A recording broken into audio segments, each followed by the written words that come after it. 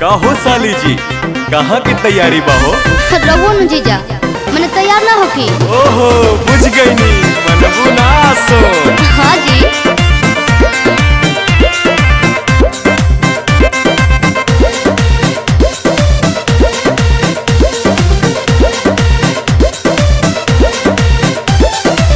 जातारू माई के दर्शन तू करे, हाँ जी। काहे के लगलू है साजे सवारे। मैंने तैयार ना होकी। अरे जल्दी होखा, जातारू माई के दर्शन तू करे, हाँ जी। काहे के लगलू है साजे सवारे। रील बनी मंदिर के गेट पर जीजा, अच्छा वीडियो बना के डालब नेट पर जीजा। ओके। बुलेट पर जीजा, का? बुलेट पर जीजा, बोला ले चले घुमावे बुलेट पर जीजा। जरूर हो। बुलेट पर जीजा, बुलेट पर जीजा, ले चले घुमावे बुलेट पर जीजा। बुझनी? हम सब बुझतानी।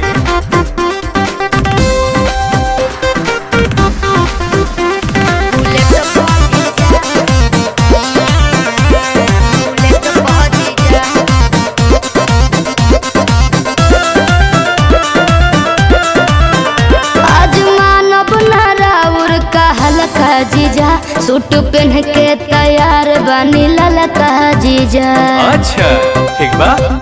ए जीजा जी सुना, जौन कहबू खाए के साली उ घर ही लिया दे हबो। अरे ना जी। डेयरी मिल्क कहा चॉकलेट दू पैकेट खिया दे हबो।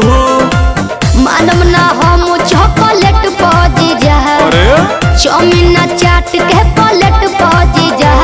बुलेट पा जीजा, का? बुलेट पा जीजा, बोला। ले चले घुमावे बुलेट पा जीजा। आहो। बुलेट पा जीजा, का? बुलेट पा जीजा, ले चले घुमावे बुलेट पा जीजा। अरे भागत काहे बनी? अरे कहाँ भागतानी।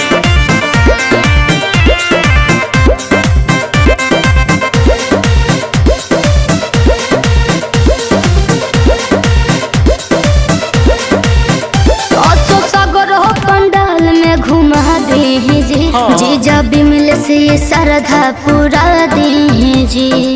ठीक बनू, फिर कुछ ना कहो। अच्छा सुना, जयबू माई के दर्शन करे की का वीडियो बनावे जयबू।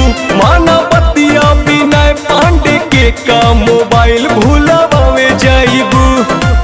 आई है नेटार गेट पहुंची जा, अरे ना हो। चली पंडाल वाला सेट पहुंची जा। हाँ। बुलेट पहुंची जा, का?